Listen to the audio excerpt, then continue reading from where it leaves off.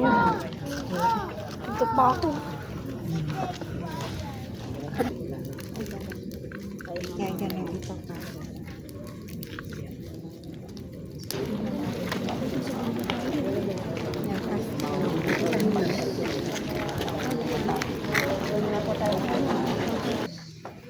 Kayo po'y nagsisindi na ng kandila, dito po lahat sa Paschal Garden.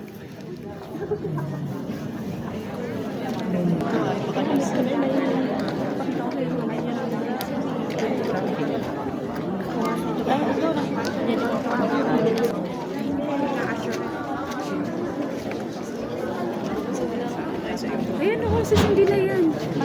Oh, di ba liwanag na? Oh, ganda na tingnan, no?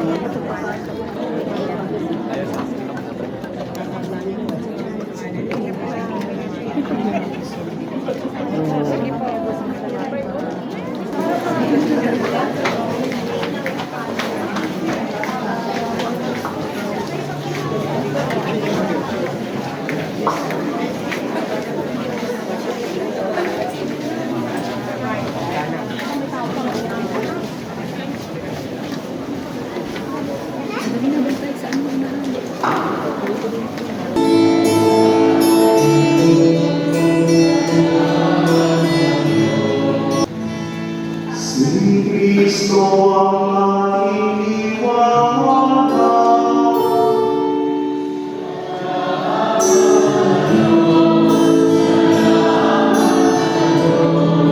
Salamat sa Diyos.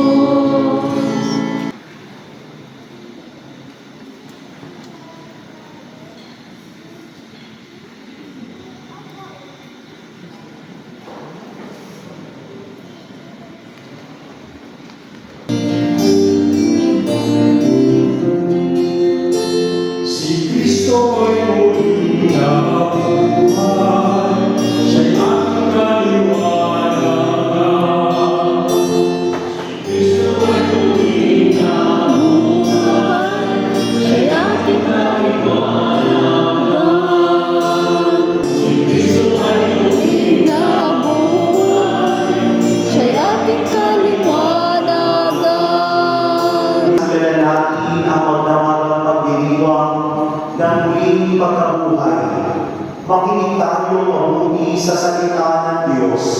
Isaloob natin kung paano niyang ginanap sa iba't ibang yugto ng kasaysayan ang pagliligtas niya sa mga hinirang na tao.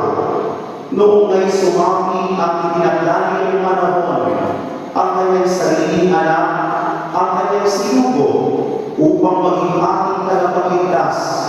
Hiling natin sa Diyos ang kalalaman ng kaligtasan na nangyayari ngayon sa pagdiriwang ng Pasko ng pagtubos sa tanan. Magsiupo ang lahat. Pagbasa mula sa sulat ng Apostol San Pablo sa mga Tagalog. Mga kapatid, hindi ba ninyo nalalaman na tayong lahat na naminyagan kay Kristo Jesus ay naminyagan sa kanyang kamatayan? Sa mga tuwing tayo ay namatay at namin na kasama niya sa pamamagitan ng binyag upang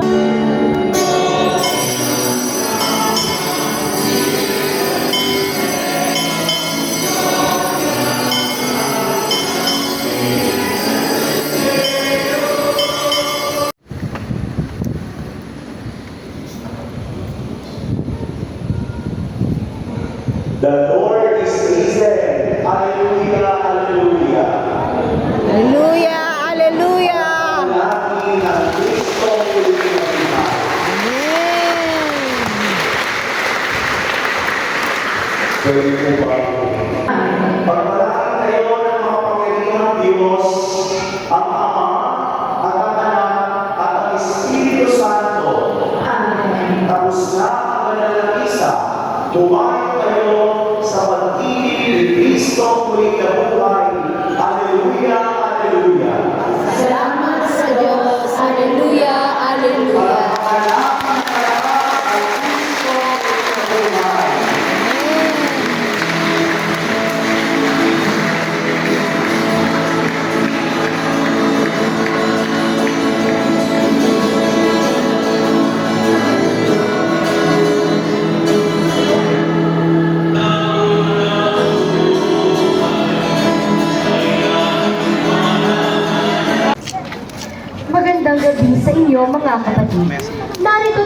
ngayon upang saksihan ang muling pagtatagpo ng ating Panginoong Yesus at ng kaniyang mahal.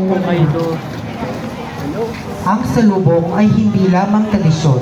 Ito ay simbolo ng tagumpay ng liwanag laban sa kadiliman.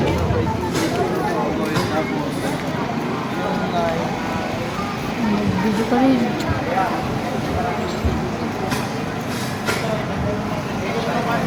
Ay,